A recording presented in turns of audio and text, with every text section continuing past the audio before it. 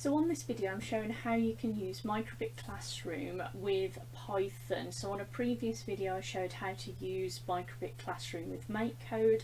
This one is using it with Python. Now the thing to remember here is that with the Python version you have to have the actual Microbit to flash or download the program onto it. MakeCode has the inbuilt simulator, that's not available with the Python. So I'm going to start off by just pop testing for a minute. Select the Python programming language. So obviously you can name it again once you're inside, but it's just there. Launch my classroom. This is just the instructions just to help me if I get stuck on anything on how to use it.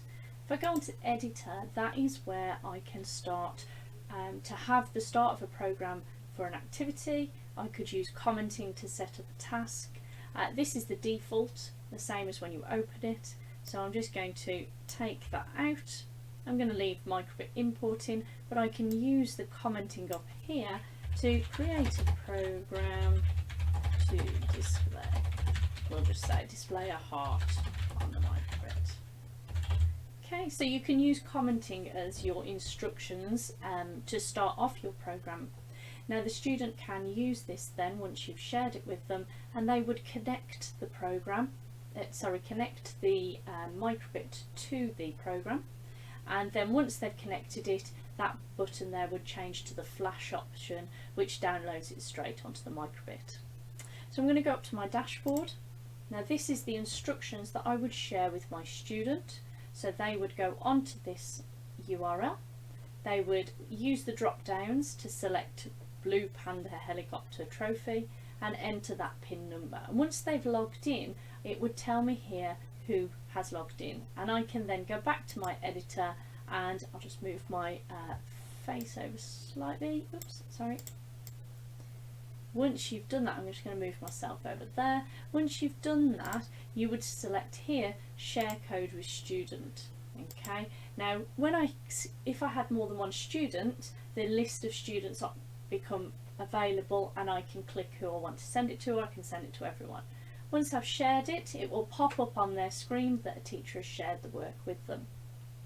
If I just go onto student code, now once students are logged in, it would show down here what they are doing. So I'm going to log in as a student, so I'm going to copy that. I'm just going to go onto here and I'm going to show you. So here we're going to select, so we need to select Blue Panda Helicopter Trophy. So Blue Panda Helicopter Trophy, and the PIN number, I'm just going to copy that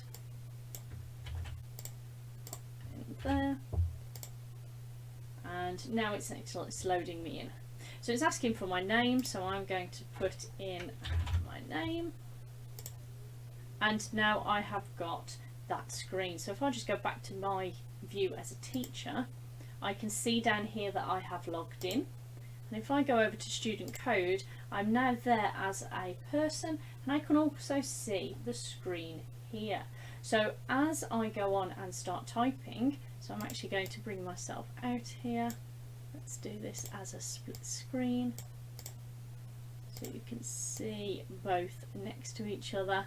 So we've got, oops, very sensitive. So here we've got the teacher's view, and on here is the student view. So as a student, I'm going to type in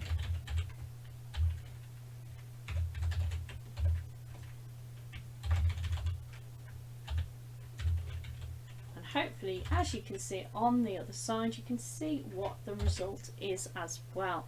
So you can see that as I am typing, the teacher can see exactly what's being typed as well.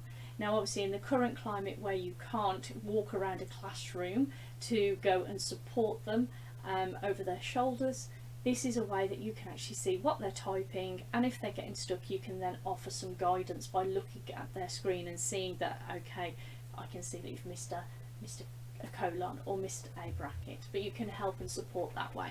Now obviously there I've finished my program, so as a student I can go up here and say I've finished, and I can select how I feel about that task, giving the teacher a bit of feedback how I felt. And there we go, I have now finished, and that is done. So if I just go back, And as I can see here from a teacher's view, I can see that that student has finished and how they felt about it. So obviously at that point I can then give that person extra task and support the ones that are still catching up, and it allows that differentiation to continue within the class. Now if I want to save this classroom, I can go on to save, and I can download that classroom file. Now if I download that file, it will download the students' work with it as well, so that I can use it again for evidence or for assessment, for feedback. If I download, set up a session before I've shared it with the students, or I want to share it again and I download it, once I've downloaded it, really important that here it downloads it as a HTML file, and the HTML file has got this ridiculous number system, so make sure that you rename it to something suitable and take it out of your downloads area and put it into a file, because otherwise you'll just forget what they are.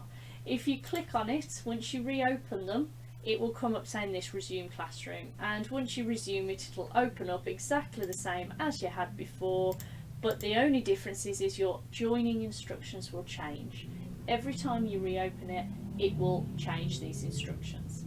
So it's a really nice way of, one, sending them a set task to do, or a screen, a blank screen for them to code on, so that you can see what they're working on, and that I can see as they're working through a task and support them as a teacher. So I hope you found that useful, and have a go. Thank you very much.